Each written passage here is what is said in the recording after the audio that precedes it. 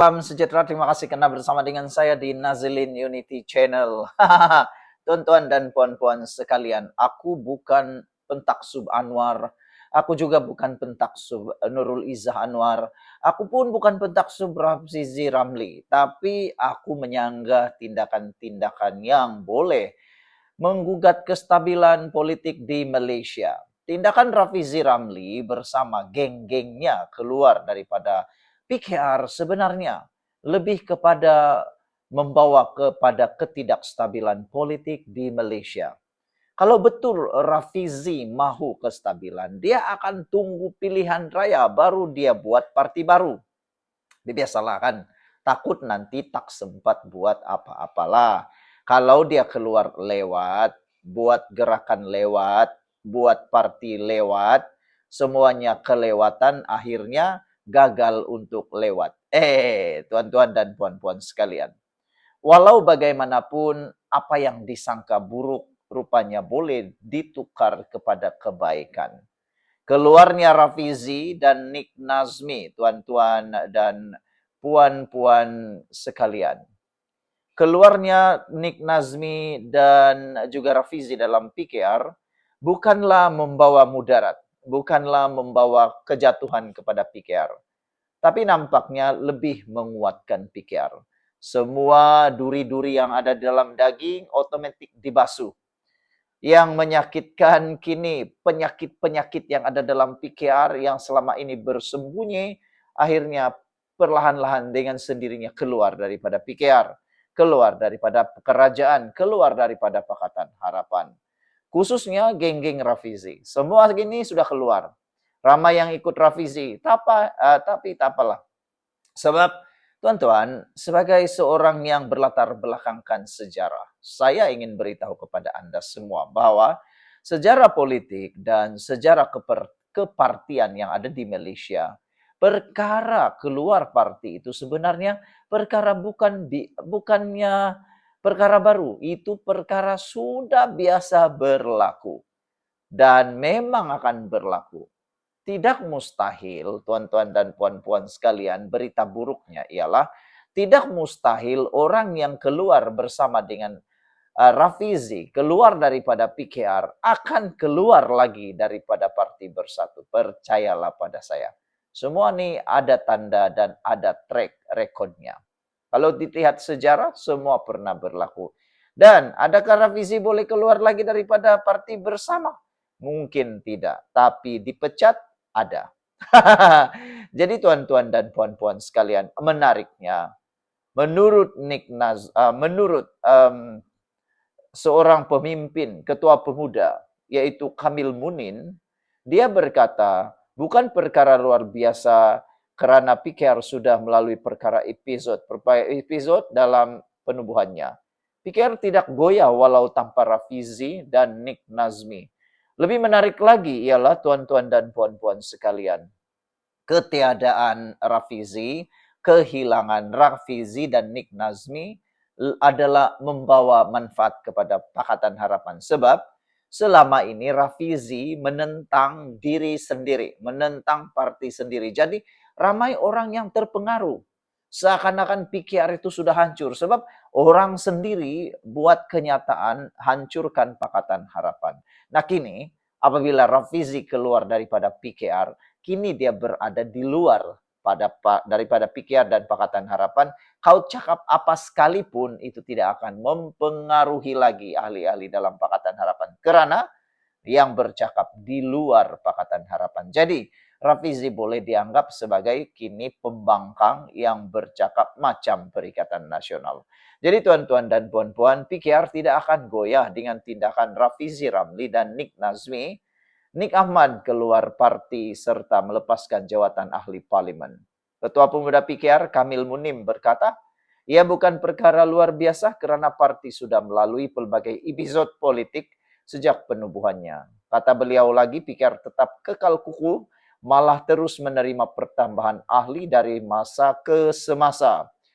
Kata Kamil, dia kata goyah tak ada pun, tak goyah pun. Bahkan kita terus kekal kukuh. Ini sebahagian daripada proses demokrasi, kata beliau lagi. Sekian dulu untuk kali ini. Jangan lupa tinggalkan komen Anda. Bye-bye. Salam sejahtera. Terima kasih karena bersama dengan saya di Nazilin Unity Channel. Sebelum kita teruskan ulasan yang hebat ini, izinkan saya dulu untuk perkenalkan kepada Anda. Ini ialah terapi imun Transfecta for Life. Terapi imun yang meningkatkan daya imun badan kita sehingga 400%. Tuan-tuan dan puan-puan sekalian, secara umum dan ringkasnya, kita kena penyakit karena imun badan kita yang lemah. Kita tidak sembuh daripada penyakit karena imun badan kita yang lemah. Imun badan yang lemah, imun badan yang bodoh, imun badan yang tidak seimbang, menyebabkan penyakit tidak sembuh daripada tubuh badan kita. Tetapi peningkatan daya imun badan, penyeimbangan daya imun badan, dan juga imun badan yang bijaksana menyebabkan kita sembuh daripada semua jenis penyakit. Jawaban kepada segala masalah kesihatan yang ada dalam kehidupan kita ialah meningkatkan daya imun badan, menyeimbangkan daya imun badan, dan juga menjadikan imun badan kita yang bijaksana. Tuan-tuan dan puan-puan, terapi imun ini adalah produk yang lulus Kementerian Kesehatan Malaysia, halal, dan diperakui oleh doktor-doktor di seluruh dunia. Bagi Anda yang selama ini mencari jalan penyelesaian untuk masalah kesehatan, bagi Anda yang mencari jalan untuk mahu mendapatkan kesihatan yang optimum, cepat dapatkan terapi imun Transfecta for Life ini melalui nombor telefon saya yang tertera. Tuan-tuan dan puan-puan sekalian, mungkin ini adalah jawapan yang Tuhan hantar untuk Anda semua bagi menyelesaikan masalah kesihatan Anda, bagi menyelesaikan masalah pribadi Anda berkait dengan kesihatan. Cepat dapatkannya melalui nombor telefon saya yang tertera. Hubungi nombor telefon saya yang tertera. Dan tuan-tuan dan puan-puan sekalian, terima kasih kerana menonton channel ini. Bye-bye. Salam sejahtera, terima kasih kerana bersama dengan saya di Nazilin Unity Channel. Tuan-tuan dan puan-puan sekalian, sebentar tadi ada seorang paci-paci lah. Kita boleh kategorikan dia sebagai paci-paci. Kalau di Sabah, paci-paci itu orang yang sudah berusia, berumur lebih daripada 60-50 tahun lah. Paci-paci ini dia call aku, dia tanya, ada satu artikel dia baca lah, ada satu thumbnail dia baca, dia nampak orang share. Yang mana Hadi Awang kata dia Perikatan Nasional boleh pertimbangkan untuk bekerja sama dengan Parti Bersama. Aku pun tak tahulah dari mana dia dapat artikel thumbnail itu, dari mana dia dapat berita tu. Tapi dia tanya aku lah. Dia kata, betulkah Perikatan Nasional akan bekerja sama dengan Bersama atau Bersama akan bekerja sama dengan Perikatan Nasional? Aku jawab dengan dia, begini je lah. Dalam dunia politik nih, semua kemungkinan boleh berlaku.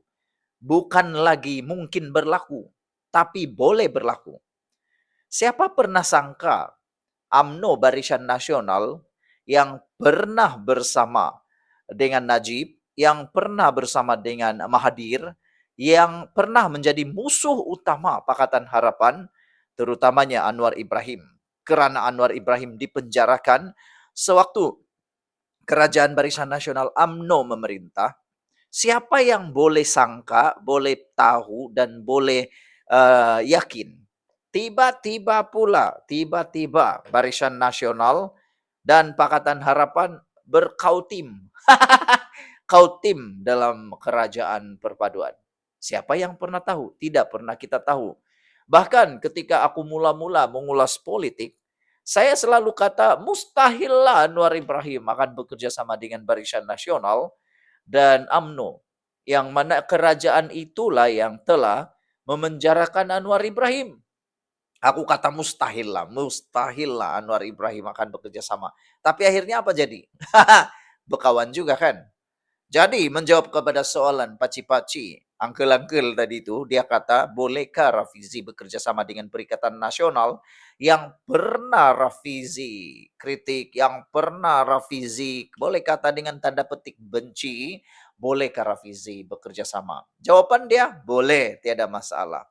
Bila-bila waktu Rafizi boleh bersama dengan Perikatan Nasional, cuma saja ialah di mana maruahnya nak disimpan kalau dia bekerja sama. Tapi itulah, dalam dunia politik ini tiada yang boleh kata bermaruah sebenarnya.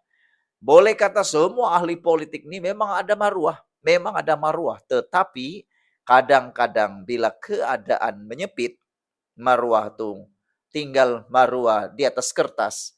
Semuanya tentang percaturan, semuanya tentang kuasa, semuanya tentang peluang untuk memimpin, mengubah, itulah yang kata-kata mereka selalu gunalah. Jadi, adakah Rafizi akan bekerja sama dengan Perikatan Nasional? Jawaban dia, iya, boleh. Dan apa keuntungan kalau Rafizi bekerja sama dengan Perikatan Nasional? Tuan-tuan dan puan-puan sekalian, melihat kepada soalan itu sebenarnya Rafizi tidak dapat menikmati keuntungan besar kalau bersama dengan Perikatan Nasional. Sebab Perikatan Nasional mempunyai kerusi yang banyak, terutamanya PAS dan Bersatu. Manakala parti bersama Rafizi, tiada kerusi buat masa ini. Tetapi keuntungannya satu, parti bersama yang diwakili Rafizi ini boleh kata parti yang mungkin akan berteraskan multi kaum ataupun semua kaum akan mengikutinya. Jadi Rafizi boleh ataupun parti bersama boleh menjadi parti yang menggantikan parti gerakan dalam Perikatan Nasional.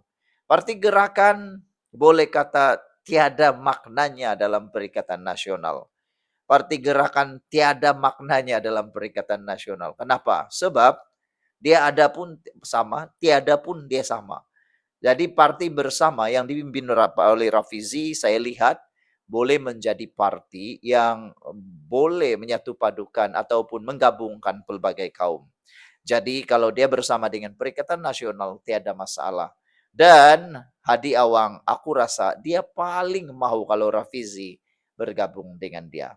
Tapi malulah kan, pas nih Perikatan Nasional nih entahlah di mana maruah dorang pun kita tidak tahu.